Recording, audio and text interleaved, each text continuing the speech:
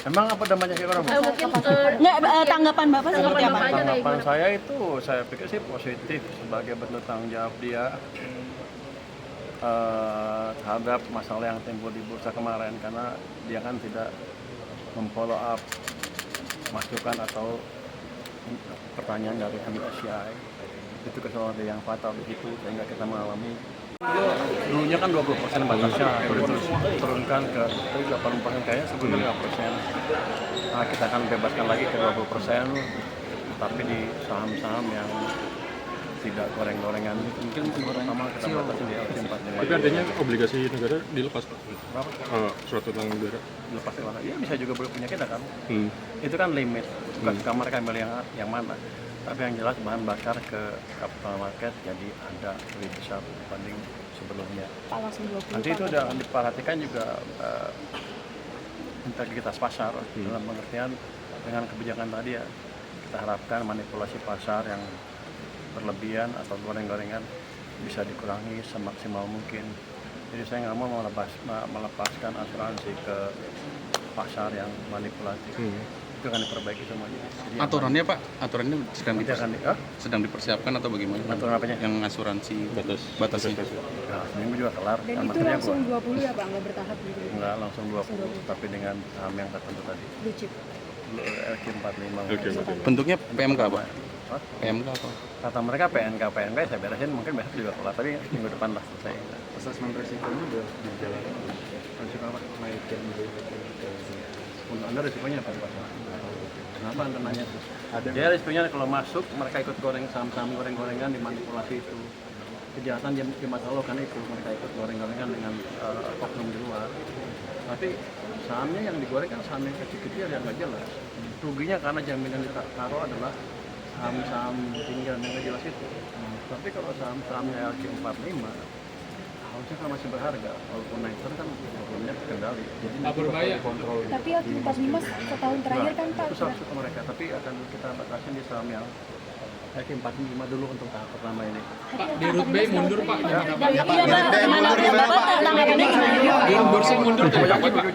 Satu-satu lah. Direktur utama B, Bursa Efek. Mundur tadi pagi Pak. Oh mundur ya? Pak, dampaknya ke ekonomi bagaimana Pak dengan mundurnya Dirut BI Pak? Emang apa namanya sih orang? Mungkin Nggak, tanggapan Bapak seperti apa? Tanggapan saya itu, saya pikir sih positif sebagai bentuk tanggung jawab dia terhadap masalah yang timbul di bursa kemarin, karena dia kan tidak memfollow up masukan atau pertanyaan dari MSCI.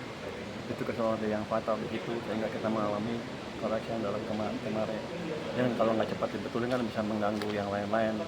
Dianggapnya ekonominya nggak stabil. Padahal kan saya perbaiki ekonomi dengan sungguh-sungguh. Kemarin kan orang saya ganti berapa? 34 orang, 35 orang. Minggu ini, minggu depan ya. Minggu depan mungkin sekitar 70 orang pajak yang akan putar. Yang ketahuan main-main saya akan putar ke tempat yang lebih sepi. Jadi kita melakukan perbaikan yang sungguh-sungguh. Nanti tiap Senin kita akan debottlenecking akan berjalan terus kan. OSS juga akan kita kasih modal supaya berjalan lebih baik lagi. Jadi perbaikan fondasi perekonomian betul-betul dilakukan dan betul-betul sedang terjadi. Kami juga sudah berkomunikasi dengan lebih dekat dengan Central Bank sehingga likuiditas pasar juga cukup untuk ekonomi tumbuh 6% tahun ini. Ada intervensi gimana Pak? Tapi penggantinya gimana Pak? Kan akhir-akhir ini banyak perputaran nih Pak. Ya? Kan akhir-akhir ini banyak kan dari Pak Thomas pindah ke BI dan sebagainya. Terus habis itu sekarang di Rut BI mundur, ini apakah ada dampaknya gitu ke fiskal atau gimana? Ada, saya untung kalau dia mundur dia bayar pajak. Bukan saya yang bayar juga gajinya, nggak ada ke fiskal. Kalau saya pikir ini sinyal yang positif. Artinya investor di pasar modal maupun di real sektor lihat bahwa kita menghandle masalah dengan cepat dan sungguh-sungguh. Jadi yang tadinya ragu-ragu mestinya akan lebih yakin bahwa arah ke depan akan lebih baik. Jadi mereka akan investasi di pasar modal pun di real sektor di FDI. Pak, tapi katanya Berarti ini MSCI sentimen positif dong Pak? Oh ini positif kalau orang yang ngerti mah, kalau ngerti mah buy, serok. Pak, berarti Pak, dari teguran MSCI katanya udah yang kedua. Kalau nggak ngerti ya nggak apa-apa. Nantinya siapa Pak? Siapa? Nantinya siapa Pak? Nggak tahu, itu kan ada prosedur di bursa sendiri, kita biarkan bursa yang Oh, sistemnya masih sendiri. Kalau insentif berbayar, dulunya kan 20% batasnya, terus turunkan ke 80% kayaknya sebelumnya 5%. Nah, kita akan bebaskan lagi ke 20%, tapi di saham-saham yang tidak goreng-gorengan. Mungkin pertama kita batasi di LQ45. tapi artinya obligasi negara dilepas Pak? Berapa? Surat utang negara. Lepas ke mana? Ya bisa juga punya kita kan. Hmm. Itu kan limit, bukan kamar ambil yang mana. Tapi yang jelas bahan bakar ke capital market jadi ada lebih besar dibanding sebelumnya. Pak langsung 20 Nanti itu udah diperhatikan juga integritas pasar dalam pengertian dengan kebijakan tadi ya. Kita harapkan manipulasi pasar yang berlebihan atau goreng-gorengan bisa dikurangi semaksimal mungkin. Jadi saya nggak mau melepaskan asuransi ke pasar yang manipulatif. Itu akan diperbaiki semuanya. Jadi yang Aturannya Pak, aturannya nanti akan sedang dipersiapkan atau bagaimana? aturan apanya? Yang asuransi batasnya. Nah, seminggu juga kelar. Dan Kan itu materinya langsung gua 20 ya Pak, nggak bertahap gitu. nggak langsung 20, tapi dengan saham yang tertentu tadi. Blue chip. LQ45. Bentuknya PMK Pak? Hah? PMK apa? Kata mereka PNK saya beresin, mungkin besok juga kelar, tapi minggu depan lah selesai. Asesmen resikonya udah dijalankan. Risiko apa? Naikkan Untuk Anda risikonya apa? Kenapa Anda nanya? Dia risikonya kalau masuk, mereka ikut goreng saham-saham goreng-gorengan, dimanipulasi itu. Kejahatan di masa lalu kan itu, mereka ikut goreng-gorengan dengan oknum di luar. Tapi sahamnya yang digoreng kan saham yang kecil-kecil yang nggak jelas. Ruginya karena jaminan ditaruh adalah saham-saham tinggal yang nggak jelas itu. Tapi kalau saham-sahamnya LQ45 harusnya kan masih berharga, walaupun naik terus kan problemnya terkendali. Jadi Tak berbahaya. Tapi LQ45 setahun terakhir kan Pak. itu saham mereka, tapi akan kita batasin di saham yang LQ45 dulu untuk tahap pertama ini. Pak, di Root Bay mundur Pak. Iya Pak, Bapak tanggapannya gimana? Bursa mundur terjadi Pak.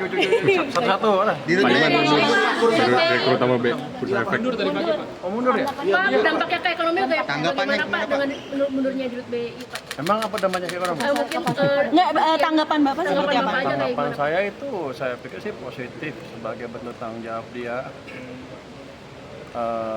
terhadap masalah yang timbul di bursa kemarin, karena dia kan tidak memfollow up masukan atau pertanyaan dari MSCI. Itu kesalahan yang fatal di situ, sehingga kita mengalami koreksi yang dalam kemarin.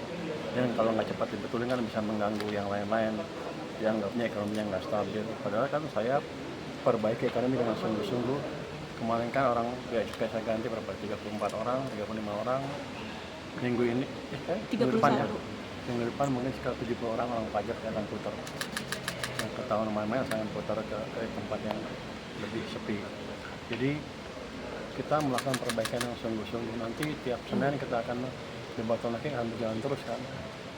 OSS juga akan kita kasih modal supaya berjalan lebih baik lagi. Jadi perbaikan fondasi perekonomian betul-betul dilakukan dan betul-betul sedang terjadi.